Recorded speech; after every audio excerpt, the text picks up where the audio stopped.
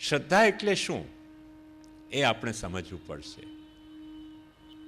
આજે શ્રદ્ધા ધર્મ સાથે સંડોવાઈ ગઈ એટલે લોકો શ્રદ્ધાને ગાળો ભાંડતા થઈ ગયા. પણ શ્રદ્ધા ફક્ત એક ધાર્મિક વસ્તુ નથી, આખો પુરુષ શ્રદ્ધામય છે. ભગવાન જેમ આજ્ઞા કરે છે. શ્રદ્ધા ક્યાં નથી? હું તો એક વાત વારે ઘડીએ કહેતો હું છું કે મોટામાં મોટો તાર્કિક સૌથી વધારે શ્રદ્ધાળુ હોય છે. કેમ કે જો એને તર્કમાં શ્રદ્ધા ન હોય ને તો તર્ક આપી શકે નહીં. એને તમારા વચનમાં શ્રદ્ધા નથી એટલે તર્ક આપી રહ્યો છે, પણ એને બુદ્ધિમાં શ્રદ્ધા છે તેથી તર્ક આપી રહ્યો છે. જો એને બુદ્ધિમાં અને તર્કમાં શ્રદ્ધા ન હોય તો કોઈ દિવસે તર્ક ઉદ્ભવી ન શકે બુદ્ધિમાં. માણસને જો બુદ્ધિ અને તર્કમાં શ્રદ્ધા ન હોય. હવે એક વિચારવાની વાત છે કે આ માણસનું ખોપડી કેટલી નાની, એ ખોપડીમાં પાછી બુદ્ધિનો જે કેન્દ્ર છે જેમાંથી તર્ક ઉદ્ભવે, એ આટલી ખોપડી જેટલો મોટો નથી હોતો. કોઈ પણ બ્રેન સ્પેશિયાલિસ્ટને પૂછશો ને તો આમાં ઘણા બધા સેન્ટર છે, કેન્દ્રો છે. જોવાના કેન્દ્ર, સાંભળવાના કેન્દ્ર, રક્ત પરિભ્રમણના કેન્દ્ર, આનો કેન્દ્ર, તેનો કેન્દ્ર, 10 ઇન્દ્રિયના 10 કેન્દ્રો. તેમાં ક્યાંક નાનકડો એક કેન્દ્ર બુદ્ધિનો છે, તર્કનો કેન્દ્ર છે.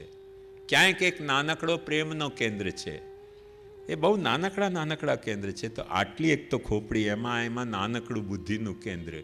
એ બુદ્ધિના કેન્દ્રમાં કેટલી બુદ્ધિ હોઈ શકે?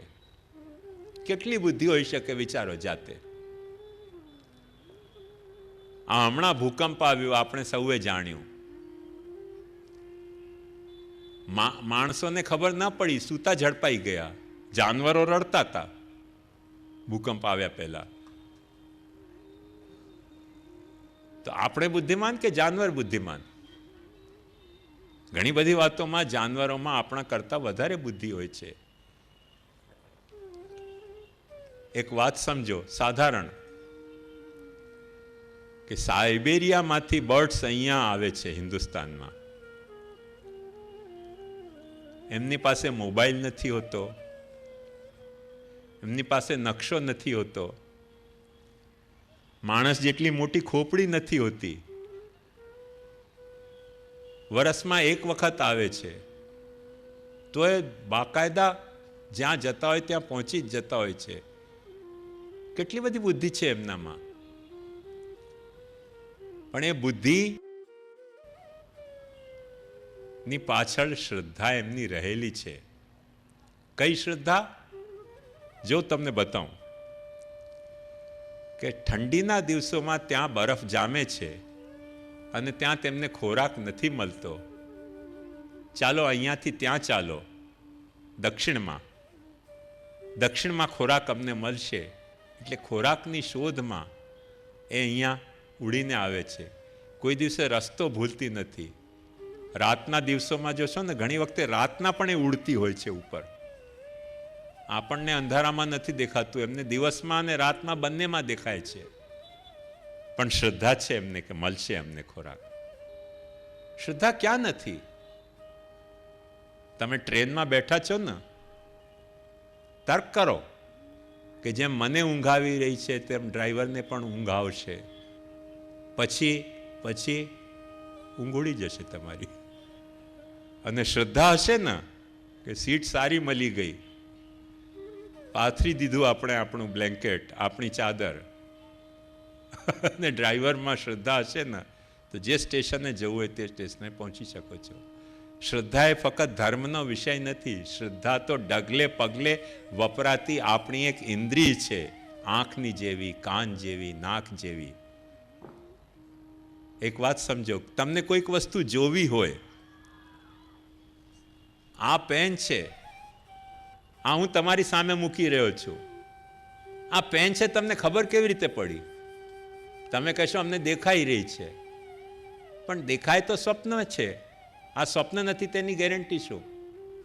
જો એમ પૂછો તો તમે શું કહેશો?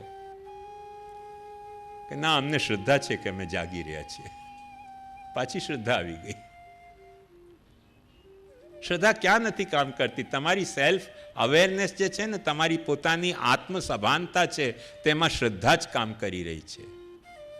શ્રદ્ધા એટલી મોટી ઇન્દ્રિય છે ભગવાને આપણને આપેલી.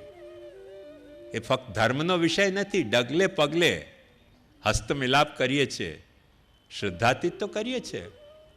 કોને ખબર છે કે જે હસ્તથી આજે આપણે મિલાપ કરી રહ્યા છીએ તે કાલે આપણને વેલણથી કૂટશે નહીં આપણું માથું?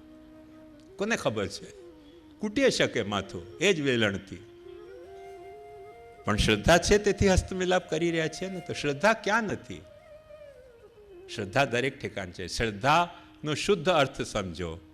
શ્રદ્ધાનો અર્થ છે સ્વીકૃતિનો ભાવ. મેં આ સ્વીકાર્યું. મારામાં સ્વીકારની ક્ષમતા હોય તો હું સ્વીકારી શકું. માણસમાં સ્વીકારની ક્ષમતા ન હોય તો માણસ ન સ્વીકારી શકે. ઘણા લોકોને જ્યારે પોતાનો આત્મવિશ્વાસ ડગી જતો હોય છે, આત્મશ્રદ્ધા ડગી જતી હોય છે, ત્યારે સ્વીકારવાની શક્તિ ખોઈ દેતા હોય છે. જેમાં ઝેન મુનિની વાતમાં આવે, સાધુની વાતમાં આવે છે. એનો આત્મવિશ્વાસ ડગી ગયો એક સપનું જોતા કે ત્યારે હું પતંગિયાનું સ્વપ્ન કે પતંગિયો મારો સ્વપ્ન. એનો વિશ્વાસ, આત્મશ્રદ્ધા ડગી ગઈ.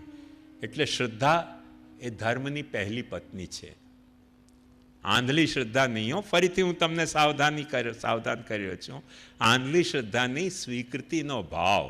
સ્વીકૃતિનો ભાવ કે શ્રી કૃષ્ણ મારો રક્ષક છે, આ શ્રદ્ધા છે. નાના બાળકના કાનમાં જ્યારે આપણે મંત્ર બોલીએ, કે જ્યારે આપણે સભાનતાથી અષ્ટાક્ષર લેતા હોઈએ છીએ, આપણને ક્યાં ખબર છે કે શ્રી કૃષ્ણ એટલે શું અને શ્રી કૃષ્ણ મારું શરણ છે. એ શરણનો અર્થ શું? ઘણા લોકોને ચિંતા થતી હોય છે કે શ્રી કૃષ્ણ મારું શરણ છે નું મતલબ મારી શરણમાં શ્રી કૃષ્ણ છે કે હું શ્રી કૃષ્ણની શરણમાં હું છું? અર્થ કેવી રીતે કરવો? એનો અર્થઘટન જ નથી થતો. એટલે ઘણા લોકોને ખબર નથી હોતી કે શરણનો મતલબ શું. આપણે ગુજરાતીનો શરણ આમાં સમજતા હોઈએ છીએ. સંસ્કૃતમાં ગુજરાતીનો જે શરણનો અર્થ છે તે સંસ્કૃતનો અર્થ નથી. સંસ્કૃતમાં શરણનો અર્થ છે ઘર કે રક્ષક. જ્યારે આપણે એમ કહીએ કે શ્રી કૃષ્ણ શરણમ મમ, તો એક અર્થ થાય કે શ્રી કૃષ્ણ એક એવો નિવાસ સ્થળ છે, એક એવો દિવ્ય નિવાસ છે કે જેમાં હું વસી રહ્યો છું. એક્ઝેક્ટ નર અને નારાયણનો ભાવ છે કે શ્રી કૃષ્ણ નારાયણ છે ને હું નર છું. નરનું જે અયન હોય એ નારાયણ, નરો જ્યાં રહેતા હોય તે નારાયણ. તો એ અર્થમાં શ્રી કૃષ્ણ મારો રક્ષક, મારો ઘર છે કે હું કૃષ્ણમાં રહી રહ્યો છું, અથવા શ્રી કૃષ્ણ મારો રક્ષક છે. ઘર પણ આપણો રક્ષક જ હોય છે, તેથી જ ઘરને પણ આપણે ઘર કહેતા હોઈએ છીએ. એટલે એ આપણને ક્યાં ખબર હોય છે? પણ આપણામાં શ્રદ્ધા છે, સ્વીકારનો ભાવ કે એક વર્યો ગોપીજન વલ્લભ, નહીં સ્વામી મારે બીજો રે કોઈ. એ આપણો શ્રદ્ધાનો સ્વીકૃતિનો ભાવ છે, કોઈકને સ્વીકારવાનો ભાવ છે. એ સ્વીકારનો ભાવ ડગલે પગલે આપણો પ્રકટ થતો હોય છે. પણ એક પંડિતજી ઉપદેશ આપતા હતા શ્રદ્ધા અને વિશ્વાસનો. કોકે જઈને પૂછ્યું કે મહારાજ, તમે શ્રદ્ધા અને વિશ્વાસનું પ્રવચન કરી રહ્યા છો, પણ શ્રદ્ધા અને વિશ્વાસનો અંતર શું? ત્યારે પંડિતજીએ બહુ મજેદાર વાત કહી કે મારે જે છોકરા થયા એ મારા છે, એ મારી શ્રદ્ધા છે, પણ મારા પત્નીનો વિશ્વાસ છે. મને શું ખબર કે મારા છે કે નહીં? શ્રદ્ધા છે મને કે મારા હોવા જોઈએ. વિશ્વાસ તો એનો પત્નીને, મારી પત્નીને છે કે એના દીકરા છે. બાકી મારી તો ફક્ત શ્રદ્ધા જ કામ કરી રહી છે. શ્રદ્ધા અને વિશ્વાસનો મૌલિક અંતર એણે આવી રીતે સમજાવ્યો. એટલે એક વાત સમજવા જેવી વાત છે કે શ્રદ્ધા એ સ્વીકૃતિનો ભાવ છે. ખરેખર આપણને ખબર નથી હોતી કે કોનો કોણ છે, પણ જેનો સ્વીકારનો ભાવ છે કે જે મેં સ્વીકાર્યો તે મારી શ્રદ્ધા. પણ વિશ્વાસ શ્રદ્ધા કરતાં એક ઉપરની વસ્તુ છે. વિશ્વાસ એને કહેવાય કે જે વારે ઘડીએ આપણને અનુભવાયું હોય કોઈક વસ્તુ, અને જેના અનુભવ ફરીથી અનુભવ થતાં આપણા શ્વાસ અધ્ધર ન થતા હોય, તેનું નામ વિશ્વાસ. અચાનક કોઈક વસ્તુ અનુભવાય ને તો આપણા શ્વાસ અધ્ધર થઈ જતા હોય છે, સદ્ધર નથી રહેતા. તો શ્વાસ જેના કારણે અધર ન થતા હોય તેનું નામ વિશ્વાસ. તે શ્રદ્ધાથી ચઢિયાતી અવસ્થા વિશ્વાસની છે, અને વિશ્વાસથી ચઢિયાતી અવસ્થા નિષ્ઠાની છે, કે જે તમને શ્રદ્ધા છે એટલે જેને તમે સ્વીકાર્યો, જેનેમાં તમને વિશ્વાસ છે તે મુજબ તમે વર્તી શકો તો એ તમારી નિષ્ઠા કહેવાય. તો ધર્મ શ્રદ્ધા, ધર્મ વિશ્વાસ અને ધર્મ નિષ્ઠા એ ત્રણ ઉત્તરોત્તર એક પછી બીજા આવતા સ્ટેપ્સ છે. તેથી જ મહાપ્રભુજી આજ્ઞા કરે છે કે નિષ્ઠા ભાવે ફલમ તસ્માન નાસ્ત્યેવેતિ વિનિશ્ચય નિષ્ઠા ચ સાધનૈરેવ ન મનોરથ વાર્તયા. તમે કયા ધર્મના સાચા અનુયાયી છો એનું પૂરેપૂરું પ્રમાણ તમને કયા ધર્મમાં શ્રદ્ધા છે એનાથી સિદ્ધ નથી થતું. કેમ કે શ્રદ્ધા એ તો સ્વીકૃતિનો ભાવ છે, તમે સ્વીકાર્યો, પણ એ સ્વીકૃતિના ભાવ પછી તમારે તેવો વિશ્વાસ કેળવાયો છે કે નથી કેળવાયો અનુભવના આધારે.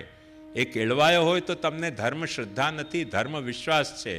અને એ વિશ્વાસ મુજબ તમે ધર્મને આચરી શકો છો કે નથી આચરી શકતા, તે મુજબનું સાધન તમે કરી શકો છો કે નથી કરી શકતા. કરી શકતા હો તો તમારી ધર્મમાં નિષ્ઠા છે. અને મહાપ્રભુજી આજ્ઞા કરે છે કે કોઈ પણ ધર્મ સફળ ત્યારે જ થાય છે કે જ્યારે ધર્મ નિષ્ઠા હોય, ત્યારે તમારી શ્રદ્ધા વિશ્વાસમાં કેળવાય, વિશ્વાસ નિષ્ઠામાં કેળવાય, ત્યારે નિષ્ઠા ફલમાં ફૂલતી હોય છે. એટલે શ્રદ્ધા, વિશ્વાસ, નિષ્ઠા અને સફળતા એ ઉત્તરોત્તર આવતા ધર્મના એક સ્ટેપ્સ છે. તેમાં પહેલી ધર્મની પત્ની શ્રદ્ધા છે, પણ શ્રદ્ધા એ ધર્મની પ્રથમ પત્ની છે.